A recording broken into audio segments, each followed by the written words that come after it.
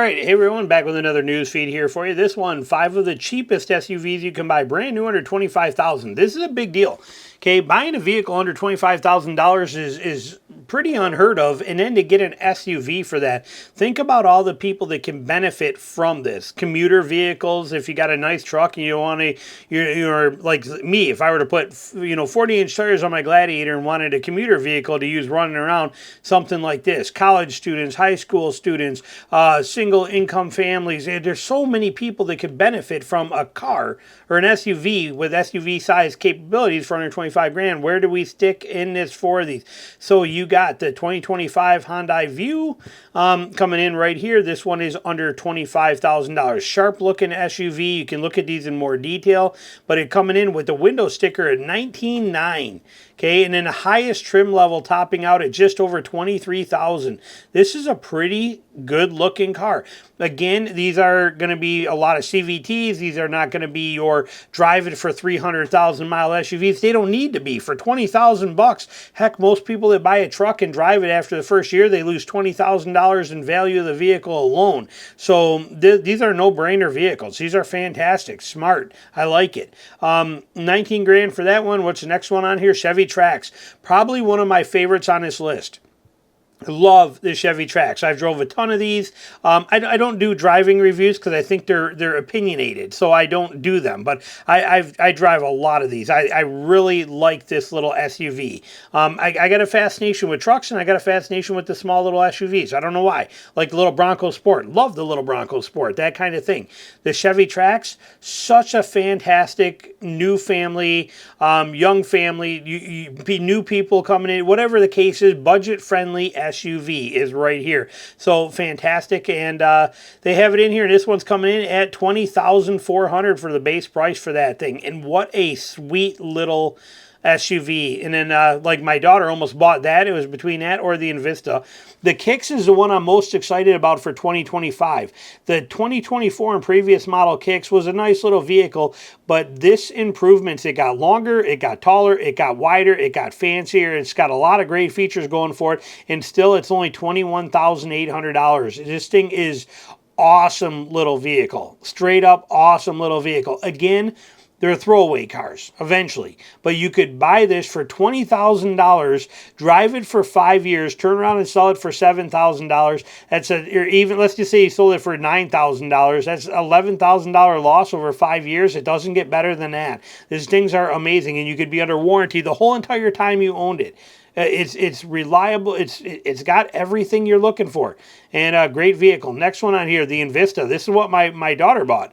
Right here, she bought a 2025 Invista. It was between this, the last style Kicks, which if this new one would have been out, she probably would have, and that Chevy Trax. It was between these two, and she liked the tech and the classiness of the Invista, and this is what she bought. And again, we're talking about a $20,000 vehicle. Look at how nice this thing is.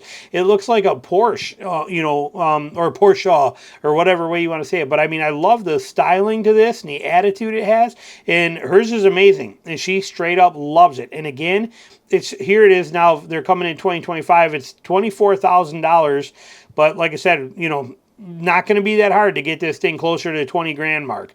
Excellent car. Excellent car. The Kia Seltos. Another great one. This one came out. I believe you can even get this one in 4-wheel drive, if I'm not mistaken. Yeah, all-wheel drive variation or version of this. And again, you're talking a $24,000 vehicle. Nice. And then that's it. And then here's where we did this article a while ago. I think I did, but we'll run through it real quick for you. 15 most reliable SUVs of all time ranked. Subaru Forester coming in at 16. 15 is the RAV4. Lexus RX.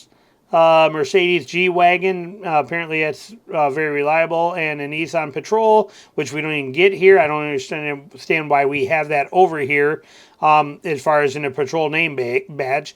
The Telluride, Honda HR-V, Suburban, and the Willys. Really, I guess this is of all time, so here we go. And the Sequoia, Lexus GX, Forerunner's on a list. That's pretty rare. You don't see that most these days. People don't seem to use that one too much.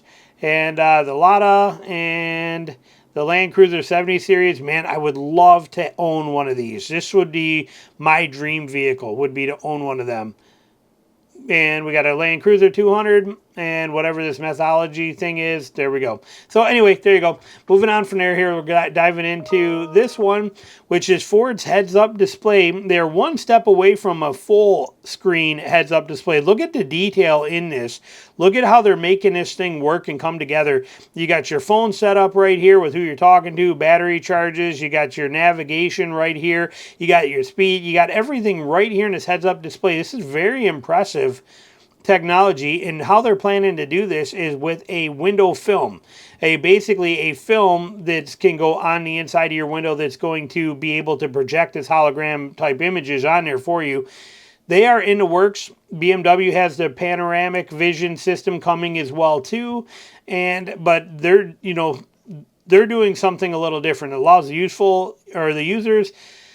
It allows that uses unconventional narrow screen rather than a film for the BMW one. The Ford one, where they're talking about, is using a film application on the entire windshield to achieve this. It's been proven that it's fine for all optical clarity, for crash testing, for all that kind of stuff. Basically, Ford's got everything done, and they're ready to make this a reality. And you can see it right here on that windshield. Kind of interesting. They're just waiting to figure out where they're going to release it at and what vehicles it's going to go in, but this is coming from Ford pretty quick, and this is one of the most advanced heads-up displays we've ever seen. I'm pretty impressed with that. That's a pretty sweet system, and it says that they can actually tuck the heads-up display system because of this. It can be tucked down deep in a dash. It doesn't cost much money to make for this. It's just a window film that goes over that. Now, we don't know how well that film is going to hold up as far as being able to be used. Hang on, I got to hit there we go. We don't know how well that film is going to hold up to being able to, as far as like what kind of chemical cleaners or glass cleaners or how, if it scratches easy. We won't know that stuff till this comes out and the reality hits, but pretty impressive that we got this thing going on right here. So very excited news there. And moving on from there, we got this last one here. 2024 Colorado. We got that dead battery issue starting to happen again sometimes, and they're telling you that it's a fix, but you have to take it into the dealer to actually have this over-the-air update thing fixed. It's another over-the-air update issue that's where they're not installing correctly, and it could kill your battery, leading to a dead battery in a no crank condition. It's like that you wish they could get this stuff right, and then some of them, even if the over-the-air update works, the radio remains powered on for upwards of 11 minutes after the retained accessory power is canceled, and this could lead to a no-crank condition, causing a dead battery. The vehicle will start and run once the battery is recharged. People that don't know, when you drain a battery down, the battery never comes back all the way. Okay, if you had 100% battery capacity and you kill the battery completely dead, next time you charge your full charges to like 65, 70%. It will never ever see 100% again. So killing a battery is bad. And but they do tell you here that you can get this fixed. They put out a service bulletin for this. GM recommends, in order to correct this, they recommended to tech first open the vehicle settings, verify under vehicle update that the OTA is available, over-the-air update, and the next the tech will be instructed to double check that the battery is in more than 70% charged before launching the over-the-air update, then move the vehicle to a location with solid cell service connection. Next, the key should be on, the update goes on. They're explaining how to go through this and do it for you. The tech bulletin should also confirm that there is no excessive parasitic battery drain from the radio. If there is, refer to this bulletin numbers to solve that. So some little technical issues here, and it's not a recall yet or anything like that, but it is something that if you own a 2024 Colorado, might be worth just popping into your dealer and just having this stuff checked out on there, talking to them about it, seeing what's going on. But this is it. Here's the service bulletin for it on the OTA update fails to completely install issue. And then you have the other service bulletin right here if your radio has parasitic drain for you. So anyway, comments down below. Let me know what you're thinking. Thanks for watching.